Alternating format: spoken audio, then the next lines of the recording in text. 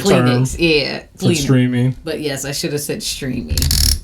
Yeah, and what do you think about like the writer's strike and stuff?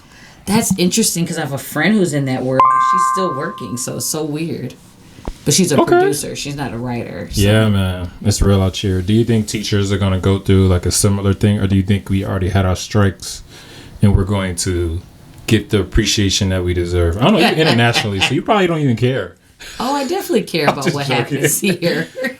Like you do with your vote, right? You know, you can choose to vote if you want. You know, that's really interesting. So, welcome to Capital Podcast. I got my sister of a mother from another brother. She is a Detroit native, Adrienne Waller. Adrienne is just like the amazing conversationalist educator that you want to have virtually, on your phone, on Clubhouse, in person, podcast. Like, this person is just amazing. She is an assistant principal, not in the United States, but in the Cayman Islands. Not the Virgin Islands, not the VI, but the CI. And I don't know, what's the initial for Cayman Islands? What's the nickname? They do CI. Okay, cool. See, I'm smart, right? And, you know, she's been there for about 3 years? 2 years? Going into my third year. My gosh, yo! So like we used to have this like group called Today and Tomorrow, or Tomorrow and Today, and we were a group of educators that would come together on Clubhouse. And one thing I love about you, you really prove that facial conversation is not always the best conversation, or isn't the only way to conversation. You can really have like deep conversations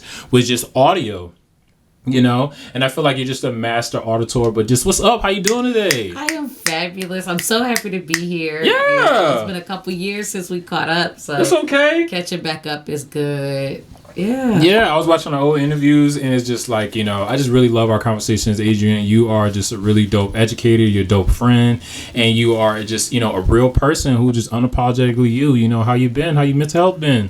Good. I mean, you know, this school year was definitely one where that got challenged a couple of times. Yep. So trying to find that balance is something I actively kind of leaned into this year. Okay, cool. So just starting off for like all just like not just teachers, but also educators out there, or just maybe people who just never been outside of just the country. You know, there's people that haven't been outside of Detroit, you know, outside along the country, and you have done that. You've done it in the Middle East. Mm-hmm. You've done it in Asia. Mm-hmm. And you've done it in the United States. Mm-hmm. Right. So you are an international educator, domestic educator. And so which one is better? Let's start with that. Be honest. It actually depends. It depends on what you're looking at. So like, okay. If you're talking about special education, if you have a child with special needs, America's really honestly the best place to be. And we don't always do it right, but when you have something like IDEA that's been around since the 1980s, you know, and has gone through so many iterations, like teachers can't just not service your child, you know what I mean? And there's laws that kind of actually make sure those things happen. There's lots of resources. Finances aren't something that really hinder you from getting the resources that you need and the support you want. And that's really different than almost everywhere else in the world. Yeah. A lot of other countries, even if they now have special education law, they're really new, you know, some 2000, some as recent as like 2016, you know, and some still don't have laws that protect or support that population. And so having something like that is something uniquely American and something very special that stands out. And if you start researching like special education, a lot of it's going to really route you back to things that are happening in the U.S. I'm not saying other countries aren't doing things, but the U.S., that's one thing we do well. Would you categorize that as, you know, I guess having a comprehensive education for inclusion for, you know, specific groups? Would you say that's like a neo-progressive movement still, like out there in the world? Like it's still like, it hasn't caught on. Yeah, there's places that's crazy. Yeah, there's places that will actually verbally say that there aren't people with special needs. You know what I mean? That is crazy. Yeah. And for an American's like, what? How? What? And there are places where it's just like, if they do have support, it's kind of like hush, hush, off to the side with a funny label, but everybody kind of knows what it is, but nobody knows what it is. Okay. Okay, so let's go ahead and start with teacher tip. So what's the teacher tip you'll get out there just from your point of view as a international educator that you just always got to give out that you know is just golden advice? Go. It actually probably centers really within special education and like really rooting in. I love it. finding as many access points for students and remembering that that's not just going to help your special education child. So thinking about like whether it's audio, whether it's video, and a lot of that will also save you work in the long run. So you video something now, you have that resource for years to, replicate. It also allows a kid to put it in slow motion, fast forward it. So it could help like kids, not just, I think often we think of special education as just like supporting the kids on one end, but a lot of these resources are also ways to push and extend kids on the other end. Who don't even have those prerequisite needs or just needs that are just, they born with.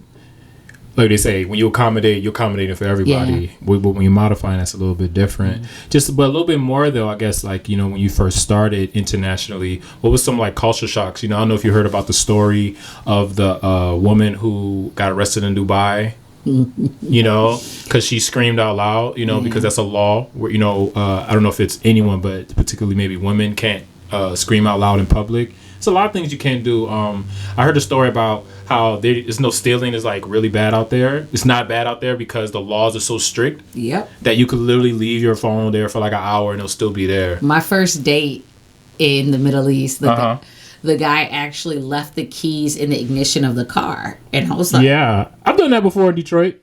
I was like, but we were going like out for a few hours. Oh, like, Lord. I'm not talking about... we ran in somewhere. I'm talking about like we were going to a museum to see the Muhammad Ali exhibit and like we're walking around. There was a band playing. Like we were going, and then we like ended up having fireworks. But I remember him leaving the keys in the ignition. I was like, "Yeah, sir, I don't think that's a good idea." He's like, "Nobody's taking this car." He's like, "I left my wallet outside the grocery store," and he's like, "People were stepping over it." Like, yeah. So, and then I remember one time because it was really hot, he left the car running, and I was like. So not only did you leave the keys in the ignition, they're turned. Yeah. He's like, I want the car to be cool when I get back in. Like the idea was just kind of mind-boggling to me. So did it work, I guess, like with the crime and stuff? Should we just cut people's hands off for stealing in America? I mean also...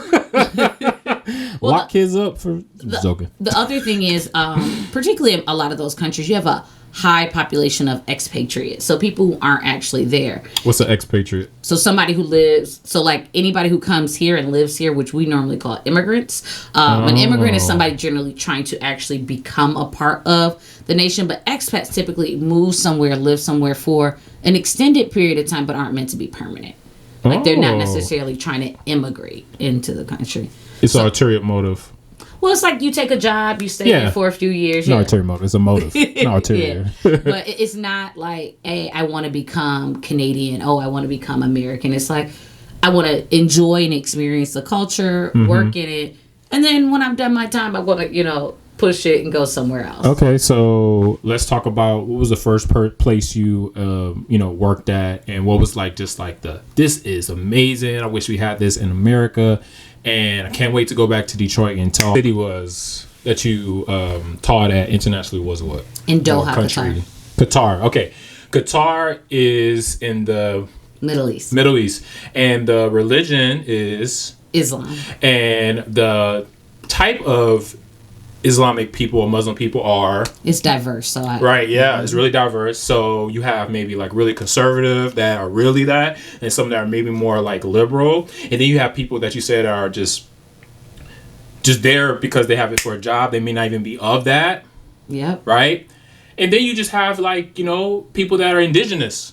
No? Yeah, I don't know. The Qataris, there's Qataris who've been there. And then you got Adrian. So what so like, you know what I'm saying? Like what was like the great first experience there? You was like, yo, this is really innovative. I could definitely see this really helping the education system, and then maybe talk about the opposite of that after. Excuse me. So when I first got there, it was more the amazement of life and experiencing life there. You know, my first school actually wasn't all that high quality or great. But what was great were the other educators I was around. So when you work at an international school, it's not just Americans who have been placed into a school. You're having people from all these different nations. So I think the most amazing thing was learning about not just how we teach the students who are in front of us, but like, what does teaching look like in Australia? What does teaching look like in South Africa? What does teaching look like in India? What does teaching look like in Nigeria? Because